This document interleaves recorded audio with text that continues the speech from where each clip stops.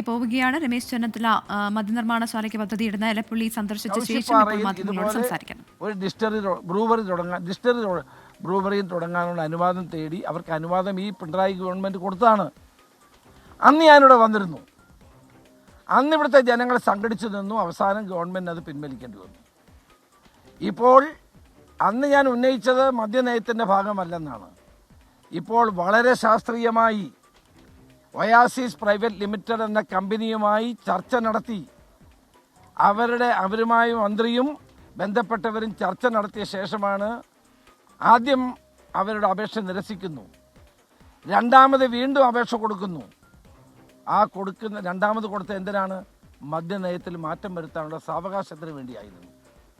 അങ്ങനെ മദ്യനയത്തിൽ സാവകാശം വരുത്തി ഈ ഒയാസിസ് പ്രൈവറ്റ് ലിമിറ്റഡ് എന്ന കമ്പനിക്ക് ഇവിടെ ബ്രൂവറി, ഡിസ്റ്ററി, അതുപോലെ തന്നെ ബോട്ടിലിംഗ്, ഇന്ത്യൻ നിർമ്മിത വിദേശ മദ്യത്തിൻ്റെ bottling plant, beer, wine, ethanol, ഇത്രയും സ്ഥാപനങ്ങൾ, ഇത്രയും യൂണിറ്റുകൾ ഇവിടെ ആരംഭിക്കാനുള്ള നടപടിയാണ് ഇവിടെ ഉണ്ടായിട്ടുള്ളത്. എനിക്ക് ചോദിക്കാനുള്ളത്, ഈ കമ്പനിയെ നിങ്ങൾ എങ്ങനെ തിരഞ്ഞെടുത്തു?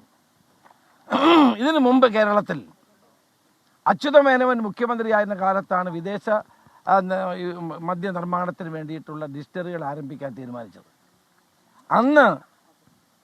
അന്നത്തെ ഗവൺമെൻറ്, അച്യുതമേനോൻ ഗവൺമെൻറ് ജനങ്ങളിൽ നിന്ന് അപേക്ഷ ക്ഷണിച്ചു, പത്രത്തിൽ വാർത്ത കൊടുത്തു, ഞങ്ങളുടെ മദ്യനയത്തിൽ ഈ മാറ്റം വരുത്തിയിരിക്കുന്നു, താല്പര്യമുള്ളവർക്ക് അപേക്ഷിക്കാം.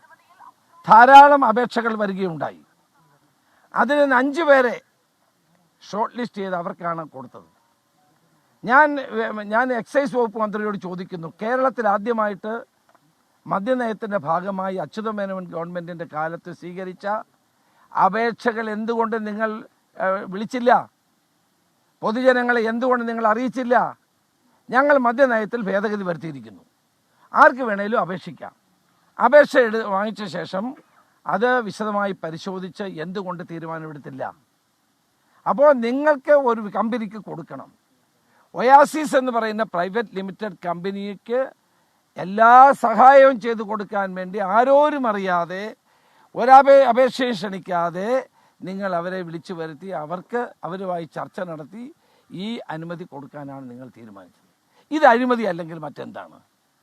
Favouritism and nepotism is amount to corruption. എല്ലാവർക്കും അറിയാവുന്ന കാര്യമാണ്.